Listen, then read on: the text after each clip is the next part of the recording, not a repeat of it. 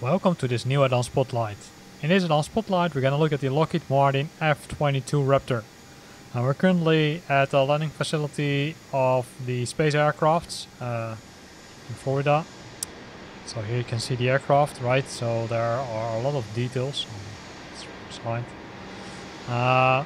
Although, right, I would say the screws, etc., you can't see them currently like with other detailed airplanes. Functionality, I would say the flaps, etc., was working, as you can see.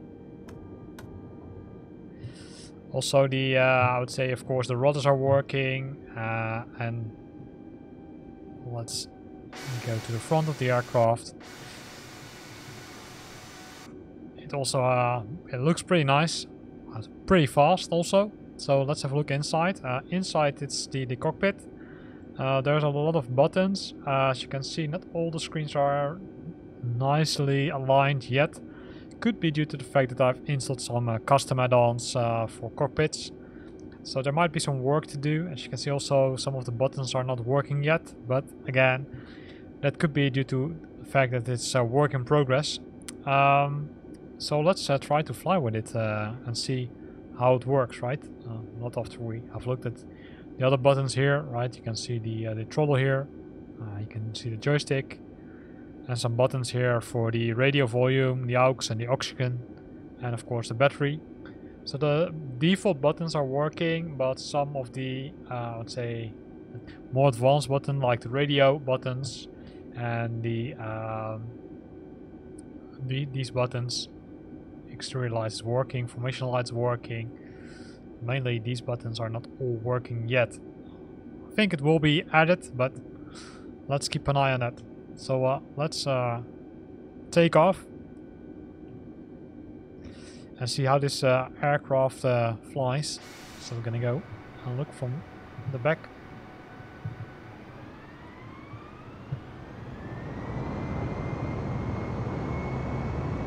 Let's see if we can go get airborne.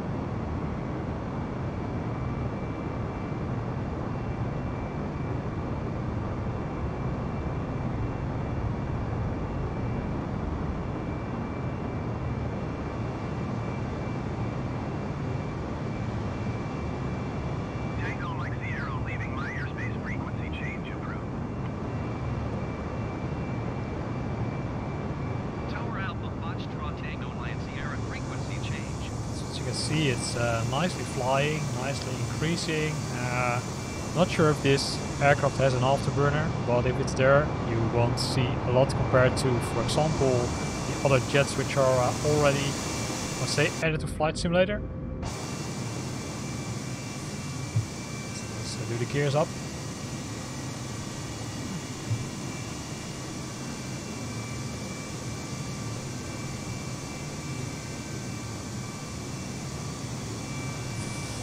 As you can see, also I would say, the back of the airplane, it looks, I would say, it's nicely painted, but it looks like it's, I would say, too neat, right? You can see that it misses some details, which other airplanes have. That goes really fast, right? So let's go behind it again.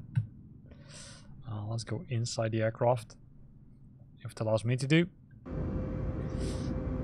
So we're currently going 500 miles already. I can see it's pretty easy to maneuver, right? Can imagine that if you let's say need to land, you really need to decrease throttle. And you can see that speed drops pretty fast. We're already at 3,000 feet.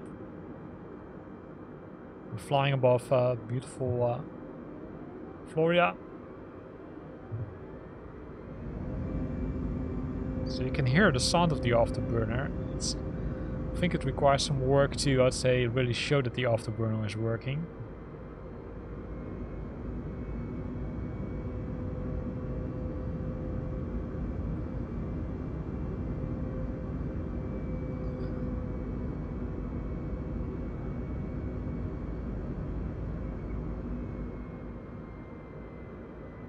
So there's the runway we took off from, right? So let's do, I would say, flyover. In the meantime, what can we else discuss about this airplane? Yeah, There are several options like the throttle, the lights are there, but that's what we discussed already. There's no way to, say, decrease the speed with air brake. I'm also not sure if these jets have these functionalities. Other than that, I'd say the displays, right, they contain a lot of information, but it's, I would say, not the ones you might expect for a jet, to be honest. But maybe that's work in progress, right? Also, for those who didn't saw all the announcements last week, so Flight Simulator will be available really soon for the Xbox. And the good thing is that they will also add, in November if I'm correct, a pack with all kind of jets, which is really cool. I'm looking forward to it. In addition to that, of course, we shouldn't forget that tomorrow is D-Day for World Update number 5, which includes the Nordics, right? Sweden, Norway, Finland and Denmark if I'm correct. So I'm really looking forward to that. So if you also want to have a look at that, or if you're just wanting to wait a bit and first look at some impressions, keep an eye on my channel because I will post videos about that. In addition to that, I saw an announcement today that the DC6 of one of the third-party vendors will be released on Friday. Currently, the I would say exact time of the availability is unknown, as also the price, which is unknown for now. So let's see what it will cost. So exciting times for Flight Simulator. And another thing, of course, there was an announcement on The Verge, which is I would say, tech website, which also announced that Flight Simulator will also be available in the xCloud, which is the cloud from Microsoft where you can run games even on cheaper hardware, which would, I would say, really be cool, because then you can use your old Xbox or maybe your old PC or a laptop or a tablet to play Flight Simulator. I'm really looking also forward to that, how that control is. So in the meantime, we're flying a bit over the airports near the Space Center, because we're also very close to the Space Center, right? We open I think the Space Center is a little bit more to the southern part. So as you can see, the aircraft, I would say it flies nicely. It also looks nice, although I'm missing some details compared to other aircrafts. So I hope that those details will be added. Of course, we shouldn't forget that this aircraft is completely created for free, which is really cool. So I will post a link in the description of this video, so you can also give it a try yourself if you wanted to try it, of course. Hope you like this video. If you liked it, then consider to use the like button. If you've got questions or comments, then feel free to put them below in the comment box. And if you want to stay up to date about new videos, then subscribe to my channel. And keep an eye on my channel, because tomorrow is D-Day World Update number 5. Thanks for watching and see you next time.